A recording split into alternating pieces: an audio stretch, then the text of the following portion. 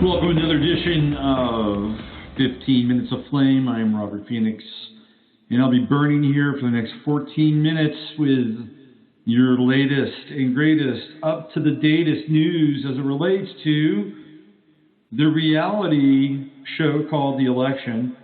We are a mere 6 days away, and things could not get any more strange, hot, or weird as we lurch towards the finish line. And you know, we're going over the election like it's a cadaver or corpse, and we're picking at everything that's left that's available, hanging on to this body of desiccating flesh. And yet, it is a momentous time. It is an important time in the construct of space and time in this country, on this planet. There's never been another election like this, ever. Go back in time and look at the last 40 years. I think you'd have to go to Reagan-Carter, which might have, to some extent, mirrored the dynamics of the election, because Carter was ahead for most of the time coming into Reagan's election in 1980. It was Carter, and it was, I think it was the final week before the election, and Carter had agreed to a debate with Reagan about a week to go before the election, and it proved to be disastrous, because in that election, or in that debate, Reagan clearly demonstrated that he was, at the very least, the more charismatic of the candidates, and spoke to the baby boomers in a way that Jimmy Carter was not speaking to them. Ronald Reagan was basically saying, hey, we're going to do something that nobody else is really talking about. We're going to let you guys do what you do best, which is live your life. Now, Reagan and his people paid millions of dollars for Stanford Research Institute to do demographic research, which they called psychographics. And they sent out punch cards. This is back in the days of punch cards. And what they got back from the punch card exercise was that they saw an electorate that basically wanted to be left alone. Give me enough money to follow my pursuits, allow me to run my business, and go hike in the woods with the latest REI equipment, and I'll be just fine. Now, remember, Reagan was speaking directly to the baby boomers. The baby boomers were the people, not Pluto and Cancer. It was Pluto and Leo baby boomers that helped Reagan get elected, because they had the disposable income at that time. And Reagan's message was, is we're not going to tax you. As far as big government goes, we're going to get out of the way, and we're basically going to just manage things. And that message resonated with the voting populace. So it was the baby boomers who elected Reagan. And it was because Reagan was sounding a faintly libertarian message.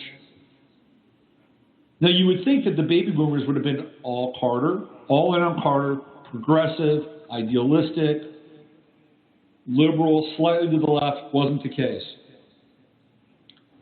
Reagan finished fast, and he basically overtook Carter at the stretch, won the election. But it didn't have the same sense of vitriol, and spite, and venom that we've been witness to for the last 6 months, essentially.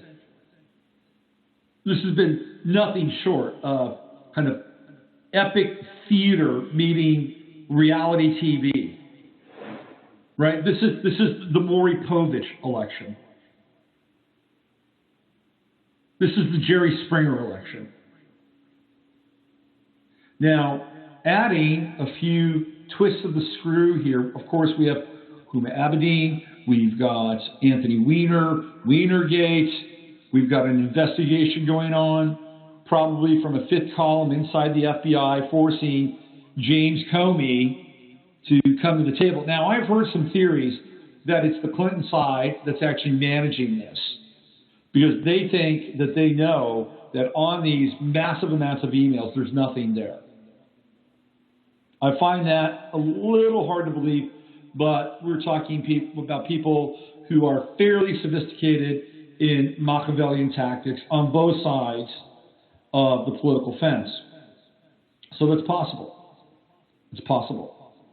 But on the other hand, what's coming out, whether it is resolved or not, is having an impact on Hillary and the polls, even if there is oversampling. Now, there are 3 actual major events that have taken place over the last 48 hours. Number one, Donna Brazile has stepped down from the DNC.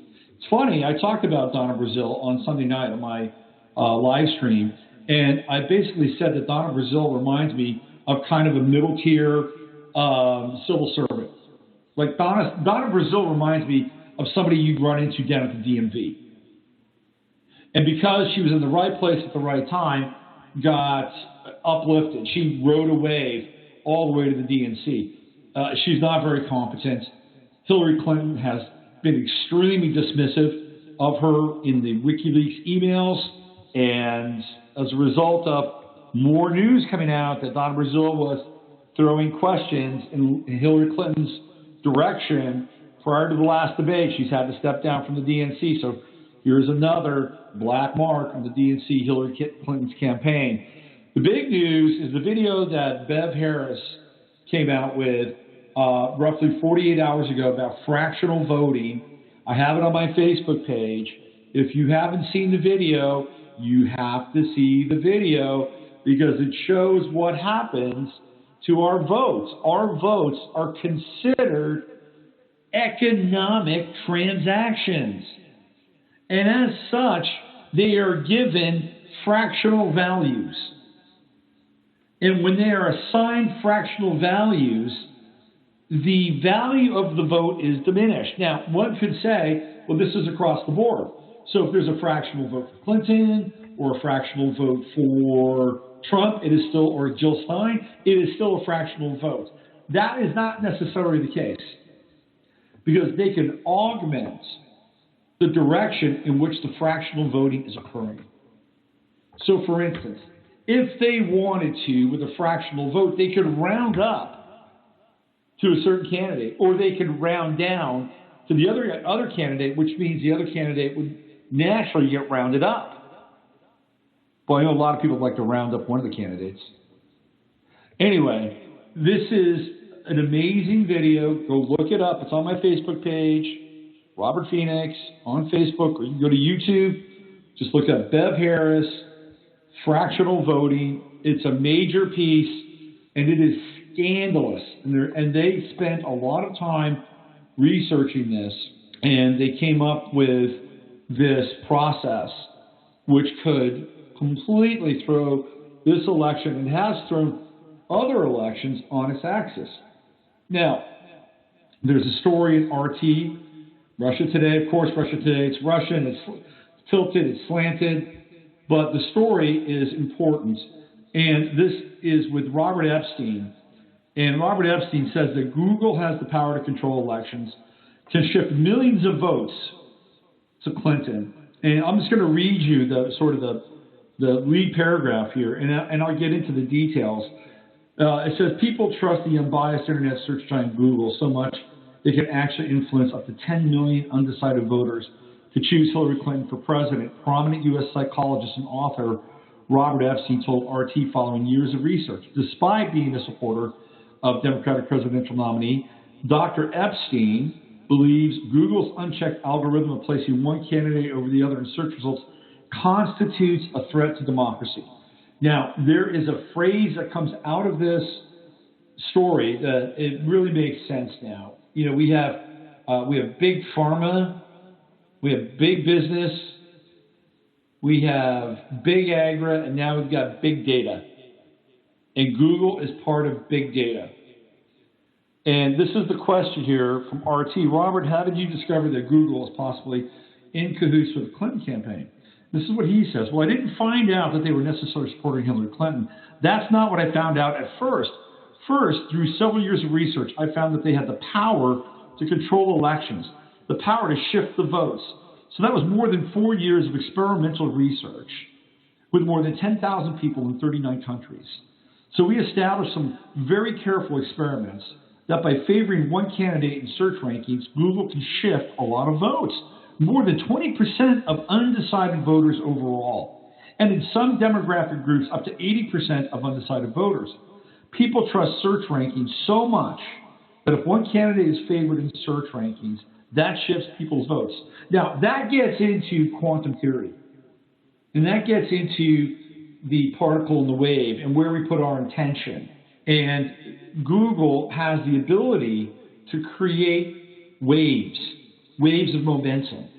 Now, more recently, many people have established that Google has a very close relationship with Hillary Clinton. That didn't come from my research. That came from all kinds of investigative research by many people.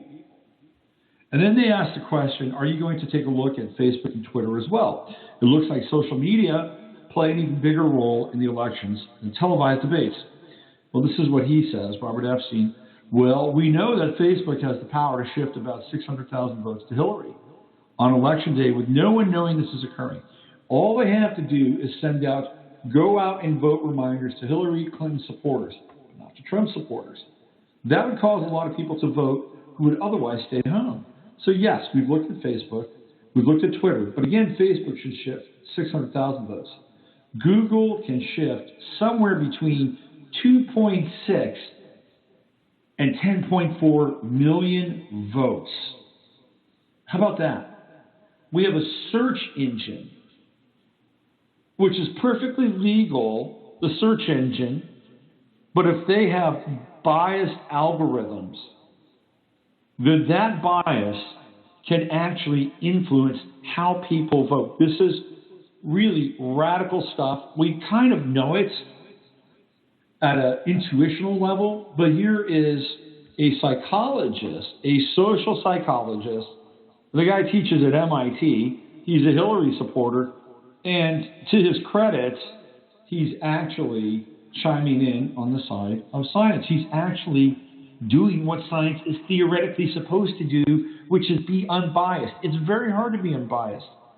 Werner Heisenberg showed us that we live in a universe of bias.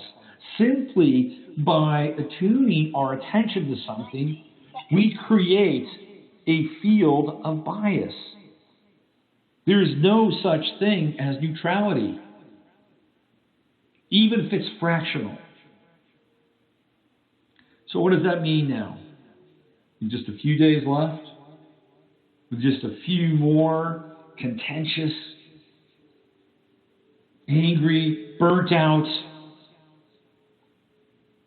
rebellious days, let's just savor the simmer of the strangest brew and concoction of an electoral process we've ever seen. And by the way, likely the day after, it won't be done. I'm Robert Phoenix, and this has been your 15 Minutes of Flame.